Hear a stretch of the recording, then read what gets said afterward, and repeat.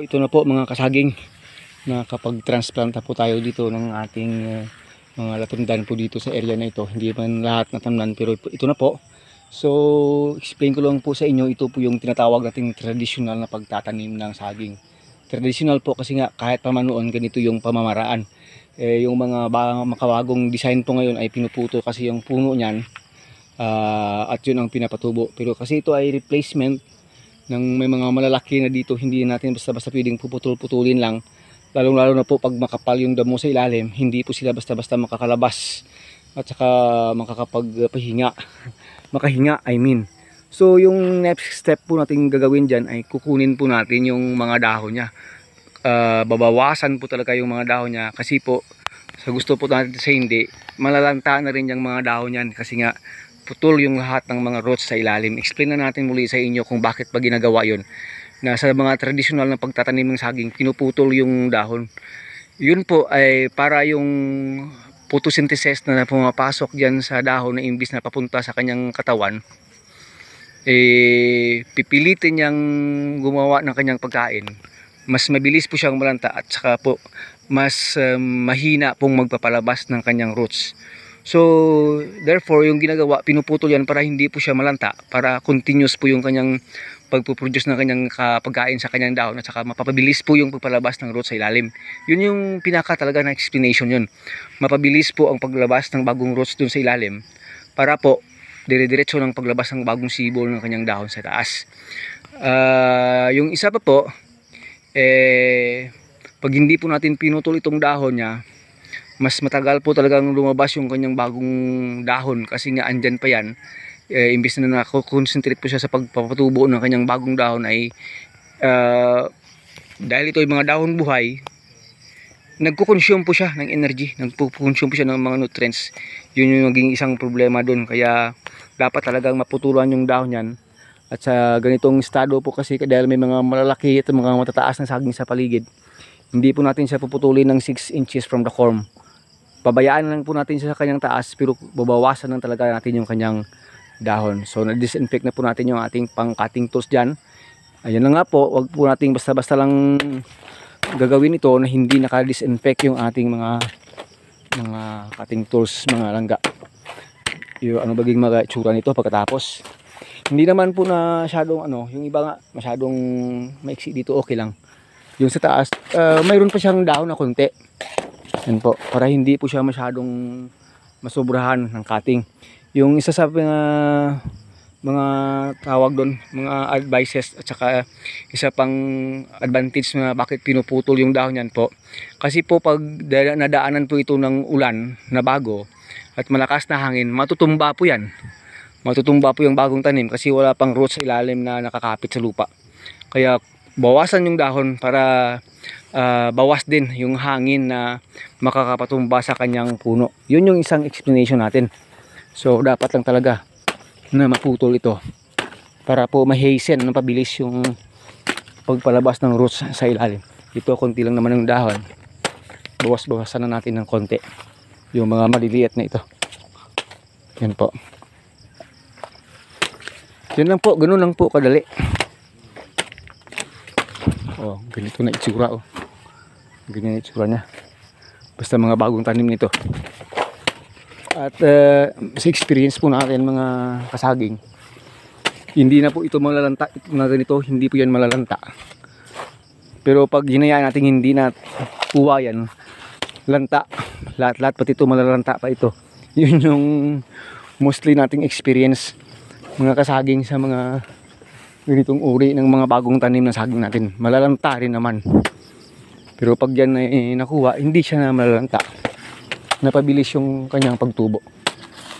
At isa pa itong ating latundan, ginagawa nating matransfer dito sa ngayon. Kasi nga nasabi na natin kanina sa inyo na mas malakas po yung kanyang resistensya sa banchitap compare po sa lakatan natin. May isang butas pa dito pala, hindi natamnan. Kulang yata yung tamnan na natin yan uli sa susunod na pagkakataon. Meron pa dito hindi natamnan. Ayun, dalawang butas pa nga sana nakakuha na natin kanina yung pantanim dyan, sayang ng oras eh. O yan, yan ang magiging isura mga langga dito sa labas area. Nakapagtanim rin tayo dito. Bawasan na rin natin yung mga dahon nito para maging okay. Nag-uumpisa na malanta yung dahon eh.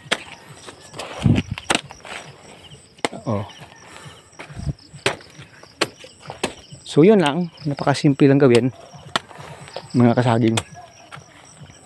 Of course po, kasi ito yung latundan, malakas yung resistensya niya sa sa damo. Makakapag-compete siya sa damo talaga compare po sa lakatan. Yan yung isang priority nito, characteristic nito.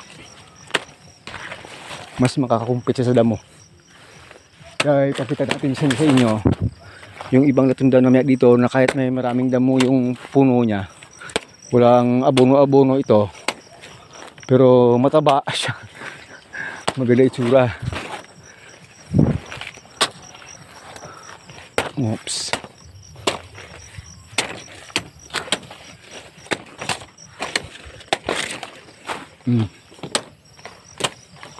Yan po. Marahil po yung magtataka kayo, bakit ba itinanim muna bago putulan ng dahon? Bakit hindi na rin lang muna unahin yung pagputol ng dahon para magaan? Okay na rin po, walang problema yung ganun yung pag natin. Okay rin naman yung ganun. Sa akin po kasi ayaw kong madampian ng maraming tawag doon, mancha, kasi ito grabe magmancha ito. Yan po. Ito natin sa inyo, ito yung mga klase niya, puro damo sa puno pero ang ganda ng itsura ng dahon. Yan, malakas yung kanyang resistensya, malakas yung kanyang tawag ng competing energy. Energy ba, malaki yung puno. So ito yung advantage niya compare po sa ating lakatan. So maraming salamat po. Dito na lang muna. Once again, this is your friend Agritech Mix TV po. Today's video po ay nagtanim po tayo ng latundan, traditional way na pagtatanim ng saging na latundan. Umaga mga langga, ngayong umaga po ay nag-rehab po tayo dito, nag-replant po tayo dito sa ating old lakatan plantation na kung saan dami ng tinamaan na talaga ng banshee top. Pero nagpapalit po tayo currently nitong latundan.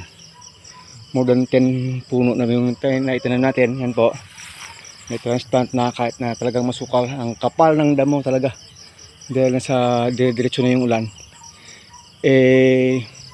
Unti-unti nating papalitan po ito lahat ng latundan, kasi itong ating hybrid latundan po ay malakas po yung resistensya niya sa banshee top. Pero nakikita po ninyo may mga dahon po yan, mamaya po wala na yung dahon. Kukunin po natin yung mga dahon na yan kasi nga po malalanta rin yan. Yan po. Baka magtatanong kayo, ganito kasikip na dito yung damo, grabe na yung damo, ba't nagre-replant pa tayo? Okay lang ba yun? Okay lang po, kasi malakas po itong resistensya at saka capacity ng latundan. Kaya kahit unahin natin yung transplant bago linis nitong damo, dahil next week lilinisin na rin natin dito dahil mayroon rin tayong tinatamnan ng lakatan doon sa kabilang farm natin, doon malapit sa ating goat. So yan mga ka-agree, ano na lang kunti na lang natira ditong lakatan dahil sa gradually nating pinapatay. Yung ginagamit po natin sa pagpatay ay yung tawag doon, glyphosate. Dito napakarami ng bakante talaga. So ito po yung pangtatanim natin. Kukuha pa tayo dun sa ilalim kasi pinaparami natin itong latundan. Ito po, mamaya baka makadagdag pa tayo dito ng area na ito. So doon sa ilalim may makukuha pa tayo maraming doon, planting materials na tawag doon na latundan. Yun po, marami nang pinatay natin dito. Napakadami na ng maluwag na area talaga. At saka yung mga damo dito pinapakumpay na lang natin sa mga kapitbahay natin dito na gustong kumuha ng damo dito. Kasi nga yun, hindi na natin matiyempo dahil marami na tayong time binibigay doon sa ating goats sa kabilang farm natin. Pero pag ano na po, na-set na natin ng okay doon, eh unti-unti rin nating nai-replant uli ito. Kasi sayang po ng isang taon na wala tayong gagawin dito. Nagbubunga pa naman. Oh, ito po, grabe ng tama ng bansitap ito. Pero mamatay na po yan, nilagyan na natin yan ng glyphosate. Eh ito, maganda pa naman ito. Pwede pa natin ma-expand. Sinisigurado ko lang patay na talaga yung pagtatamnan ulit na area, kasi pag andyan pa yan, buhay pa yan, yung virus ng bansitap hindi mauubos. Andyan lang yan sa lupa. Yung isang option ko po sana ay i-rest na talaga itong area na ito. Rest na talaga, yung talagang rest, yung kahit 2 years lang, yung papatayin ng lahat ng saging dito para po makaalis, madaanan ng isang season ng tag-init, makaalis na basta-basta yung yung bansitap na virus dito.